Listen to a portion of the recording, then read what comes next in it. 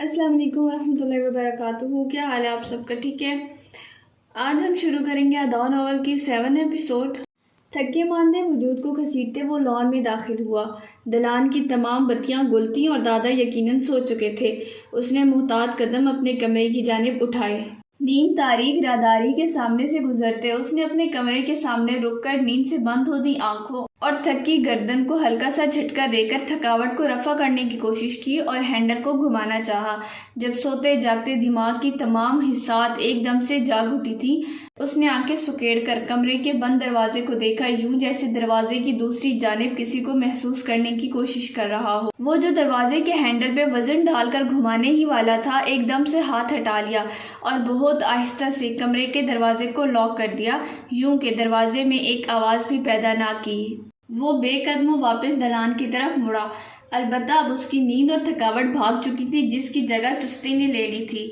اس نے پاؤں کی انگلیوں پر چلتے ہوئے ہولڈر سے چھوٹا سا پستول نکالا اور ساتھ ہی سیفٹی کیچ ہٹا دیا. دلان کا دروازہ اس نے بہت آہستہ سے کھولا اور بہت احتیاط سے قدم اٹھاتا باغیچے کی جانب نکلا. اس کے قدم ایسے اٹھ رہے تھے جیسے وہ پانی پہ چل رہا ہو. وہ ابھی باغیچے کے وسط میں پہنچا تھا جب کوئی اس کی بالکونی کی منڈیر سے نیچے گھاس پہ کودا اور اگلے ہی لمحے بائیں جانب کی دیوار کی طرف دوڑا. زین جو اس لمحے کے لیے تیار تھا فوراً بھاگنے والے کے پیچھے لپکا. اوئے! وہ دھاڑا. جو کوئی بھی ہو وہیں رک جاؤ ورنہ میں تمہیں گولی مار دوں گا. اس کی آواز میں جوانی کا جوش الکورے لے رہا تھا. بھاگنے والا رک گیا. ہاتھ اوپر کر لو. محتاط قدم اٹھاتے ہاتھوں کو ہوا میں بلند کیے مقابل کی پشت پہ گن تانے اس نے اگلا حکم دیا تھا جسے فوراً مان لیا گیا. ذرا سی بھی چالاکی کی تو قسم ہے مجھے میں گولی چلا دوں گا. اس کے قریب جاتے اس نے کاٹ دھاڑ لہجے میں کہا تھا. گھومو. وہ دھاڑا. اب کی بار مقابل اپنی جگہ سے بھی نہ ہلا. میں نے کہا گھومو. وہ دوبارہ اس پہ دھاڑا تھا اور قریب جا کر اس نے پستول کی نالی مقابل کے کندھے پہ ماری جس سے وہ تکلیف سے بلبلا اٹھا اور گھٹنے کے بل گر پڑا. زین نے متواتر پستول کی نالی اسی پہ تان رکھی تھی. نیم تاریکی میں وہ اس کا چہرہ واضح نہیں دیکھ پایا. ہاں البتہ بال گھنگرالے اور رنگ سیاہ معلوم ہوتا تھا جس کی توثیق بعد میں ہو گئی. زین اس کے سامنے گھٹنوں کے بل بیٹھ گیا پستول کی نالی مقابل کے گھٹنے سے لگاتے. اب کی بار وہ اتنا آہستہ بولا کہ سامنے بیٹھا شخص بمشکل سن پایا. ذرا سا بھی ہلنے کی کوشش کی تو اپنی ٹانگیں کھو دو گے. اب آرام سے اٹھو اور میرے ساتھ اندر چلو. اس کے لہجے کی کاٹ اور الفاظ بتا رہے تھے کہ وہ ایسا ہی کرے گا. مقابل منہ سے کچھ نہ بولا اور ہاتھ فضا میں بلند کرتا اٹھ کھڑا ہوا. زین نے اسے چلنے کا اشارہ کیا تو وہ چل پڑا. اب زین اس کی پشت پہ پستول کی نالی دانے چل رہا تھا جبکہ دوسرے ہاتھ سے موبائل اس نے کان سے لگا رکھا تھا. وہ اپنے تھانے میں فون کر رہا تھا. جب سے اس کو یہ نیا کیس ملا تھا کچھ نہ کچھ اس کے ساتھ عجیب ہوتا رہا تھا. بلکہ نہیں، جب سے اس نے پولیس فورس میں کرسی سنبھالی تھی تب سے ہی عجیب حالات کا شکار ہو رہا تھا. لیکن خیر اس سب کی ٹریننگ لے کر ہی وہ اس مقام تک پہنچا تھا. اختر فون گان سے لگائے مقابل پہ گن تان کر چلاتے اس نے لائن کی دوسری جانب بیٹھے تھانے دار کو پکارا. کرسی پہ نیند سے جھولتا تھانے دار جھٹ سے سیدھا کھڑا ہوا اور سلام جھاڑا جیسے زین اس کے سامنے کھڑا ہو. ان تکلفات کا وقت نہیں ہے. ایک ڈالا لے کر میرے گھر پہنچو. ایک بندہ رنگے ہاتھوں پکڑا گیا ہے. بات سمجھ رہے ہو میری؟ میں کیا بات کر رہا ہوں؟ دھاڑتے ہوئے اس نے کہا تو دوسری جانب سے اختر نے فوراً سر ہلایا یوں جیسے وہ دیکھ رہا ہو. زین نے کال کٹ کر دی. وہ دونوں دلان کے داخلی دروازے میں داخل ہوئے. دروازہ کھولو. زین نے اگلا حکم دیا تو فوراً تکمیل ہوئی. اندر چلو. اس کے کندھے پہ پستول کی نالی سے وزن ڈالتے اس نے کہا تو قیدی چل دیا. اس کی خاموشی اور اس کا یوں ہر حکم بجا لانا زین کو چبھ رہا تھا. وہ اس کے ساتھ ڈٹ کر لڑ سکتا تھا. وہ جسمانی طور پہ اتنا کمزور نہیں تھا. زین نے کچھ سوچ کر اندر کی جانب چلتے مرد کے سر پہ زوردار پستول سے وار کیا تھا جس سے وہ چیختا ہوا زمین پہ ڈھیر ہو گیا. اس سے پہلے کہ پولیس پہنچتی زین مصطفیٰ اپنا آدھا کام کر چکا تھا. اس نے کرسی پہ آدمی کو بٹھا رکھا تھا اور اس کے ہاتھ پاؤں کرسی سے باندھ دیے تھے. اس نے اس کے منہ میں ٹشو ڈال دیا تاکہ وہ ہوش میں آنے کے بعد شور نہ کر سکے. دادا جو چیخ کی آواز سن کر گھبرا کر اٹھ بیٹھے تھے اب بہت خاموشی سے اور سنجیدگی سے اپنے پوتے کے کام کی مہارت دیکھ رہے تھے. زین تمہیں تو دیکھ کر ایسے لگتا ہے جیسے تم لوگوں کو کڈنیپ کرنے کا کام کرتے ہوگے. انہوں نے اس کے رسی باندھنے والے انداز کو دوسرے لفظوں میں سراہا تھا۔ یار دادا، آپ اس طرح کی صورتحال میں بھی مذاق کر رہے ہیں۔ وہ رسی باندھنے کے بعد اس بے ہوش وجود کی تصویریں فون میں لے رہا تھا جب دادا کی بات پہ مسکراہٹ روکتے بولا۔ دادا ابراہیم ہنس پڑے۔ فوجی ہوں، مجھے کوئی بھی چیز حیران نہیں کر سکتی اور نہ ہی مجھے متاثر کرنا اتنا آسان ہے۔ چہرے کو بظاہر ہر احساس سے عاری کرتے انہوں نے کہا تو ذہن ایڑیوں کے بل گھوما۔ آپ سے کس نے کہا کہ میں آپ کو متاثر کر رہا ہوں؟ اس کے چہرے پہ بظاہر حیرت تھی۔ انہوں نے لاپرواہی سے کندھے اچکا دیے۔ کر بھی تو سکتے ہو۔ زین مسکرا دیا۔ اس نے آنکھیں سکیڑ کر سامنے ڈھیلی گردن کے ساتھ بیٹھے مرد کو دیکھا۔ اس کی چند ایک تصویریں لے کر فون واپس جیب میں رکھا ہی تھا جب اس کے ذہن نے کسی گڑبڑ کا سگنل دیا تو اس نے چونک کر اپنے کمرے کے بند دروازے کو دیکھا اور بھاگتا ہوا سیڑھیاں پار کر گیا۔ لیکن اب کیا فائدہ تھا؟ اب تو گڑبڑ ہو چکی تھی۔ زین نے چابی گھما کر دروازہ کھولا تو اس کے کمرے کی الماری کا لاکر کھلا ہوا تھا اور خالی لاکر اسے منہ چڑھا رہا تھا۔ وہ بالوں پہ ہاتھ پھیرتا رہ گیا۔ فائل ہاتھ سے نکل چکی تھی۔ اسلام آباد کی سڑک پہ اس کی سرخ رنگ کار فراٹے بھرتی آگے بڑھ رہی تھی۔ اس نے کار کو راستے میں آتی ایک پھولوں کی دکان کے سامنے روکا اور کار سے باہر نکلا۔ وہ عبداللہ تھا۔ اس کے حشاش بشاش چہرے پہ ایک دلفریب مسکراہٹ تھی۔ وہ سیاہ رنگ شرٹ اور نیلی جینز میں آنکھوں پہ چشمہ لگائے بھلے معلوم ہوتا تھا۔ اس نے دکان کے باہر کھڑے ہو کر پھولوں کا آرڈر دیا اور خود جا کے کار میں بیٹھ گیا۔ معلوم ہوتا تھا کہ وہ اکثر یہیں سے پھول لیا کرتا تھا۔ کچھ ہی دیر بعد پھولوں والے نے رنگین پھولوں کا ایک سجا ہوا بوکے اسے پیش کیا تو عبداللہ نے سر کے اشارے سے شکریہ کہا اور والیٹ سے پیسے نکال کر ادا کیے اور پھول لیتا اگلی سیٹ پہ رکھتا آنکھوں پہ چشمہ لگائے واپس اپنے سفر کی جانب چل دیا۔ پھولوں کو دیکھ کر اس کے چہرے پہ مسکراہٹ تھی جو بار بار مچل جاتی تھی۔ جمعے کا روز یوں آیا کہ منگنی کی تیاریوں میں پتہ ہی نہ چلا۔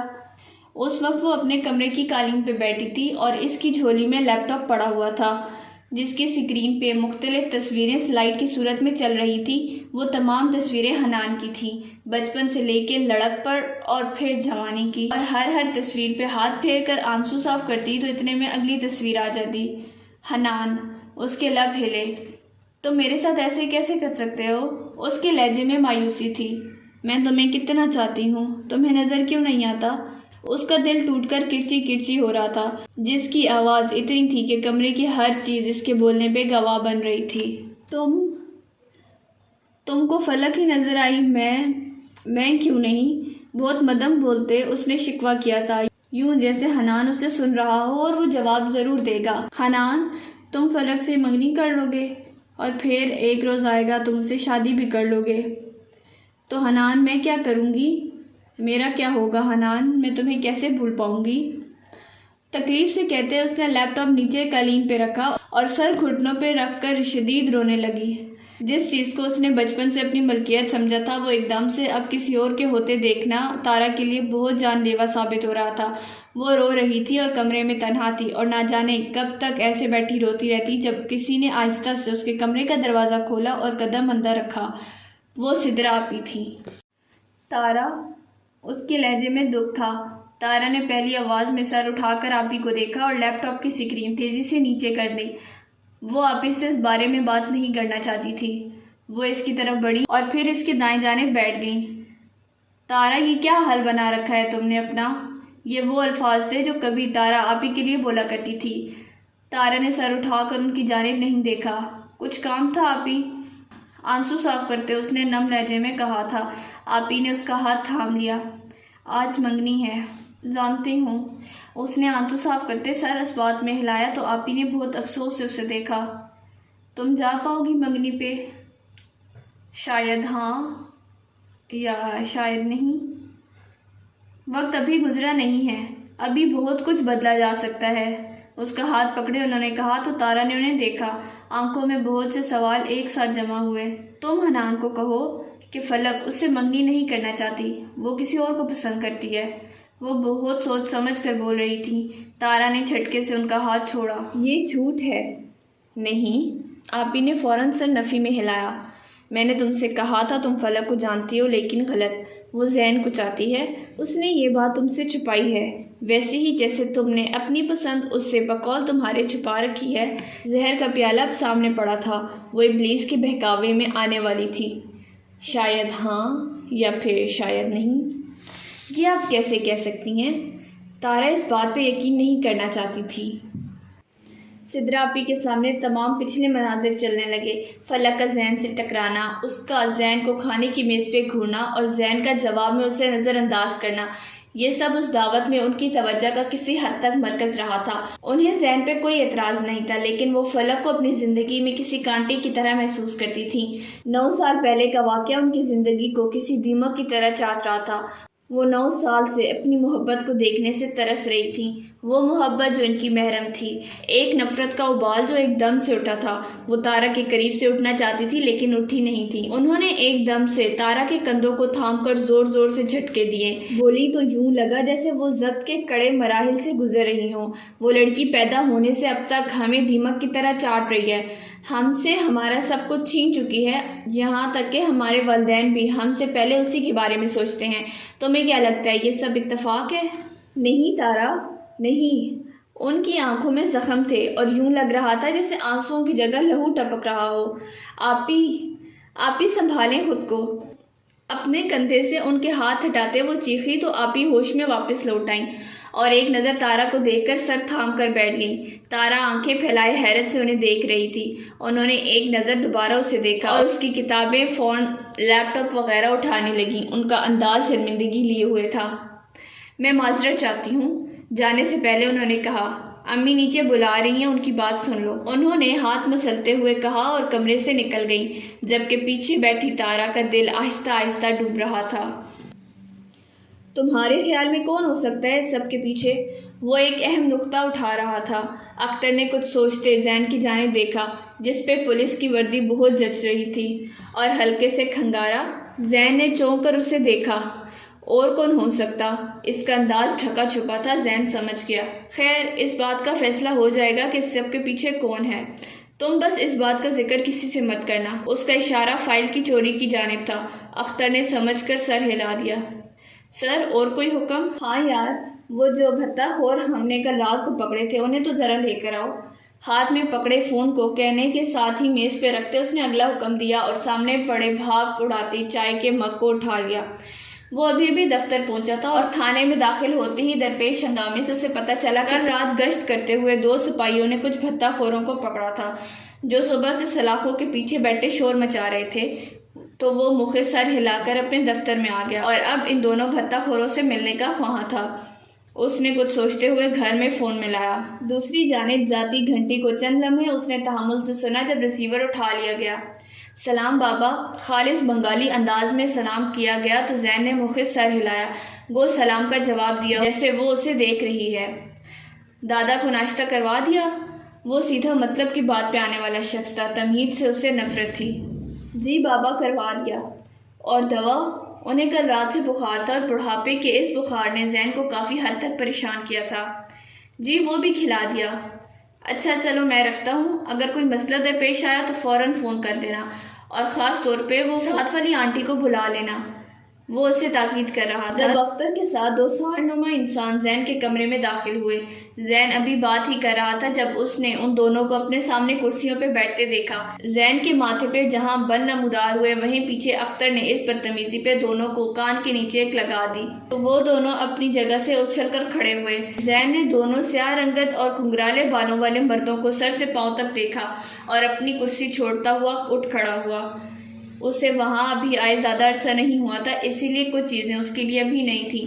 البتہ بھتہ خوری آج کل عام نظر آ رہی تھی جس سے وہ کافی پریشان تھا۔ چھوٹے چھوٹے نہ جانے کتنے گینگ تھے جو بھتہ خوری جیسے کام میں ملبوس تھے۔ اس نے ہونٹ بھیجے پینٹ کی جیبوں میں ہاتھ ڈالے دونوں کی جانب سفر کیا اور پھر بالکل سامنے جا کر میز کے کنارے پر بیٹھ گیا۔ دونوں آنکھوں میں وحشت لیے اس کی جانب متوجہ تھے۔ زین مسکرایا۔ پہلے کتنی بار اس کام میں پکڑے گئے ہو؟ سر، اختر نے کچھ کہنا چاہا جب زین نے ہاتھ اٹھا کر اسے بولنے سے روک دیا۔ وہ دونوں اس کی اس حرکت پہ مسکرائے تھے۔ زین کو ان کی مسکراہٹ زوم آنے لگی تھی۔ صاحب، اس بات سے کیا لینا دینا، کام کی بات کرتے ہیں نا، تمہارا بھی وقت بچے گا اور ہمارا بھی۔ ایک قدرے موٹی زبان والے نے مسکراتے ہوئے کہا تو زین کی آنکھوں کی چمک ایک دم بڑھی۔ وہ اسے سر سے پاؤں تک دیکھ رہا تھا۔ تم جانتے ہو تم کیا بات کر رہے ہو؟ ہم تمہیں بھی حصہ دیں گے، پر اپنے بندے سے کہو کہ ہمیں تنگ نہ کرے۔ پہلے بھی تمہارے بندے بہت لوگوں کو تنگ کرتے آئے ہیں، خواہ مخواہ بات بڑھے گی تو معاملہ اوپر تک جائے گا، تم بھی پریشان ہوگے اور ہم بھی، اسی لیے بات کو۔ تھانے میں کھڑے ہو کے پولیس والے کو رشوت دینے کی کون سی دفعہ عائد ہوتی ہے جانتے ہو؟ اگلا سوال بہت ہی نرمی سے پوچھا گیا تھا تو سامنے والے شخص کی مسکراہٹ میں کمی نہیں آئی۔ اس نے جواب میں سر ہلایا جب زین کا ہاتھ اٹھا اور ساتھ ہی ایک ٹانگ بھی حرکت میں آئی تھی۔